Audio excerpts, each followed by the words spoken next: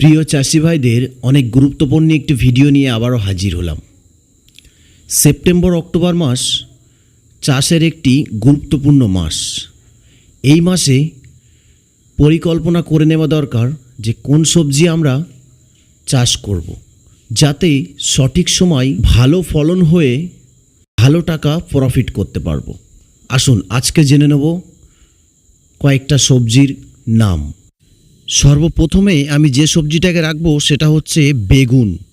কারণ এই বেগুন সঠিক সময়ে খুব সুন্দর ফলন হয়ে আমাদেরকে অনেক টাকা প্রফিট করবে। বেগুনের মধ্যে আমি যে বেগুনটাকে প্রথমে রাখবো সেটা হচ্ছে কালো শ্যাওলা, এবং তারপরে দ্বিতীয় নম্বরে রাখছি মিনি ভাঙর। খুব সহজেই এগুলো বাজারে পেয়ে যাবে। দ্বিতীয় নম্বরে রাখবো আমি পটলকে, কারণ পটল শুরুতেই অনেক বেশি দাম পাওয়া যায় আর এটা ফলেও অনেক বেশি। তবে পটলের জন্য যদি জমি খালি না থাকে তোমরা বাড়িতে ক্যারি করে নিতে পারো। 3 নম্বরে রাখছি আমি লাউকে, কারণ লাউ শীতকালে খুব বেশি ফলন দেয়, এর ফলে অনেক বেশি আমরা প্রফিট করতে পারবো। তবে অবশ্যই তোমরা লাউয়ের বীজ নেবার সময় শীতকালীন লাউয়ের বীজ নেবে। এরপরে আমি রাখবো সেটা হচ্ছে শসা, কারণ শসা অল্প দিনে অনেক বেশি ফলন দেয়। তবে তোমরা অবশ্যই শসার বীজটা শীতকালীন শসা নেবে, তাতে অনেক বেশি ফলন পাবে। তোমরা চাইলে এটা বাড়ি ছাদের টবেও করতে পারো। এরপরে যে সবজিটা বলবো সেটা হচ্ছে মিষ্টি কুমড়ো। মিষ্টি কুমড়ো শীতকালীন অনেক বেশি ফলন দেয়, যেটার ফলে তোমরা খুব ভালো একটা প্রফিট করতে পারবে। এবং মিষ্টি কুমড়ো বাজারে খুবই চাহিদা। বাজার থেকে তোমরা মিষ্টি কুমড়োর হাইব্রিড বীজটাও নিতে পারো। এরপরে যে সবজিটাকে রাখছি সেটা হচ্ছে টমেটো। টমেটো সারা বছরই খুবই চাহিদা থাকে, আর টমেটো এই শীতকালীন ফলনও অনেক বেশি। তাই অবশ্যই তোমরা সেপ্টেম্বর অক্টোবর মাসে এই টমেটোটা চাষ করবে, তাতে অনেক বেশি লাভবান হবে। তোমরা চাইলে বাড়িতে টবেও এই টমেটো চাষ করতে পারো। এরপরে আমি রাখবো চাল কুমড়োকে।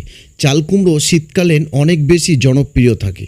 এগুলোর জন্য তোমরা অবশ্যই জমিতে এইভাবে খড় বা বিচুলি বিছিয়ে নেবে এবং ভাড়াতেও করতে। এরপরে আমি রাখবো করলাকে, কারণ করলা অল্প সময়ে অনেক বেশি ফলন দেয়, যাতে আমরা ভালো টাকা প্রফিট করতে পারবো। অবশ্যই করলা চাষটা আমরা সেপ্টেম্বর অক্টোবরের ভেতরেই করে ফেলব। এরপরে যে সবজিটা রাখছি সেটা হচ্ছে ফুলকপি। ফুলকপি শীতকালীন খুবই জনপ্রিয় একটি সবজি। তোমরা এটা এখনই জমি খালি করে বুনে দিতে পারো, যেটাতে অনেক বেশি ফলন পাবে এবং প্রফিট করতে। এরপরে যে সবজিটা সেটা হচ্ছে বাঁধাকপি। বাঁধাকপিটা সেপ্টেম্বরেই চাষ করে দেওয়া ভালো, কারণ এই বাঁধাকপিতে খরচা যেমন বেশি, এর প্রফিটটাও অনেক বেশি। এটা চাষ করার জন্য সবসময় আমাদের উঁচু জমি হলে বেশি ভালো হয়, কারণ এই বর্ষাতে পানি জমলে বাঁধাকপিটা নষ্ট হয়ে যেতে পারে।